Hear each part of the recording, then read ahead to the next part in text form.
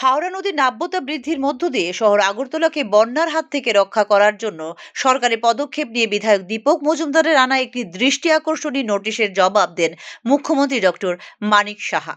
ভারত বাংলাদেশ সীমান্তের উৎসস্থল থেকে শুরু করে আগরতলা চন্দ্রপুরের দেবতা ছড়া সেতু পর্যন্ত হাওড়া নদীর সুরক্ষা এবং সংস্কারে 248 কোটি টাকার একটি প্রস্তাব কেন্দ্রের কাছে পাঠানো হয়েছে বলে দৃষ্টি আকর্ষণী নোটিশের জবাবে জানিয়েছেন মুখ্যমন্ত্রী ডক্টর মানিক সাহা।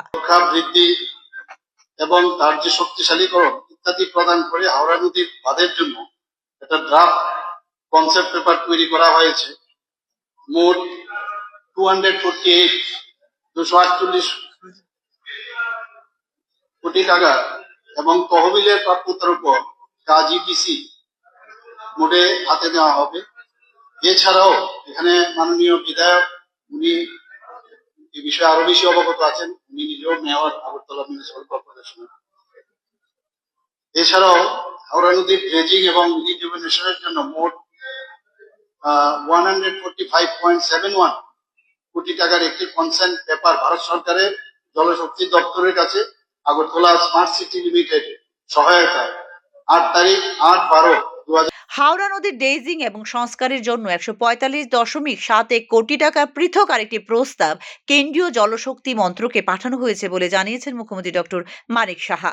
এই ক্ষেত্রে হাওড়া নদীর পলি আবর্জনা পরিষ্কারের কর্মসূচি হাতে নেওয়া হয়েছে, যা আগামী 6 মাসের মধ্যে সম্পন্ন হবে বলে এদিন জানিয়েছেন মুখ্যমন্ত্রী ডক্টর মানিক সাহা।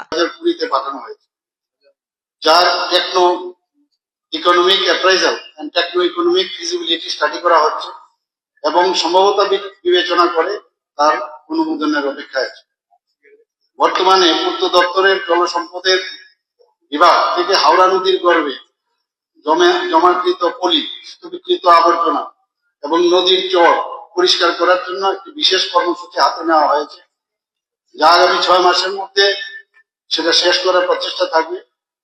এর সঙ্গে যাতে জনসচেতনতা অ্যাওয়ারনেস প্রোগ্রাম সেটাও হাতে নেওয়া হয়েছে, যাতে হাওড়া নদীর জলে স্তূপীকৃত নোংরা আবর্জনা ইত্যাদি ফেলা রোধ করা যায়, যাতে নদীর জলের স্বাভাবিক প্রবাহ ব্যাহত না হয় এবং নদীর জলও যাতে দূষিত না হয়।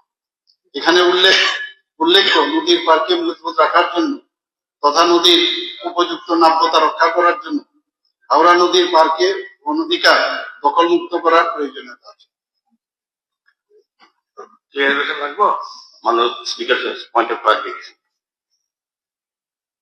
হাওড়া নদীর নাব্যতা বৃদ্ধির ক্ষেত্রে আমাদের মাননীয় মুখ্যমন্ত্রী আজকে সভায় যেটা বলেছেন তার থেকে আগরতলা পুরবাসী আমি বলবো আগরতলাবাসী আশ্বস্ত হয়েছেন এবং ওনাকে ধন্যবাদ জানাই যে 53 কিলোমিটার দীর্ঘ হাওড়া নদীর অববাহিকা অঞ্চলের আয়তন 570 বর্গ কিলোমিটার, যেখানে অন্তর্ভুক্ত রয়েছে শহর আগরতলাও।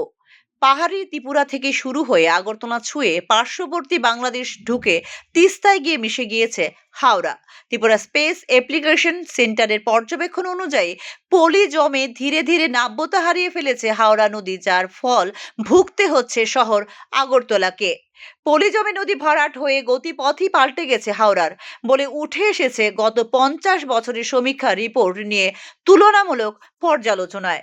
হাওড়া নদীর সংস্কার এবং একে সুরক্ষিত করার জন্য এবার পৃথকভাবে কেন্দ্রীয় সরকারের কাছে প্রস্তাব পাঠিয়েছে রাজ্য সরকার। ব্যুরো রিপোর্ট, নিউজ নাও।